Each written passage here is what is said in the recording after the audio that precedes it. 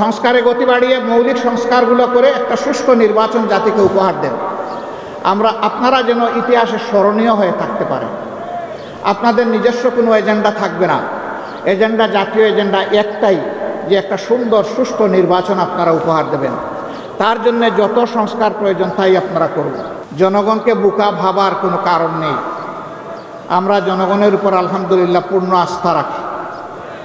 জনগণ বিচার করবে অতীত কার কেমন ছিল, বর্তমান কার কেমন, আর ভবিষ্যৎ কার কেমন হতে পারে। অতীত, বর্তমান এবং ভবিষ্যৎ বিবেচনায় জনগণ সিদ্ধান্ত নেবে।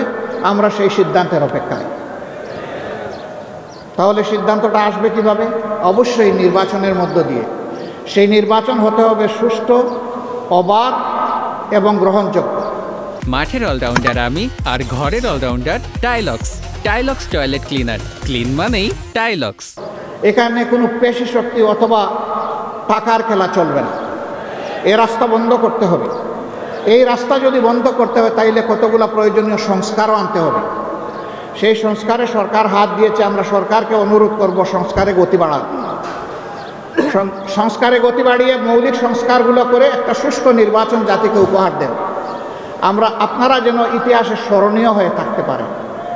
আপনাদের নিজস্ব কোনো এজেন্ডা থাকবে না, এজেন্ডা জাতীয় এজেন্ডা একটাই, যে একটা সুন্দর সুষ্ঠু নির্বাচন আপনারা উপহার দেবেন। তার জন্য যত সংস্কার প্রয়োজন তাই আপনারা করবেন। আমরা আপনাদেরকে চাপ দিচ্ছি না, আবার অনুরোধ করব আপনারা মূল্যবান সময়টাকে নষ্ট করে দীর্ঘায়িত করবেন না। আপনারা যৌক্তিক সময়ের ভিতরে এই নির্বাচন জাতিকে উপহার দেন।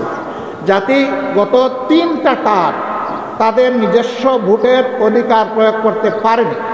বিশেষ করে জাতির 42% ভোটার যারা যুবক, তারা একটা ভোটও দিতে পারেনি। আমরা আমাদের যুবকদের হাত ধরে, যুবকদের বুক ছিটিয়ে যুদ্ধ করা এবং রক্তের বিনিময়ে এই স্বাধীন পরিবেশটুকু পেয়েছি। আমরা চাই আগামীতে তারা শুধু ভোট দিবে না, তারা জাতিকে নেতৃত্বও দেবে ইনশাআল্লাহ।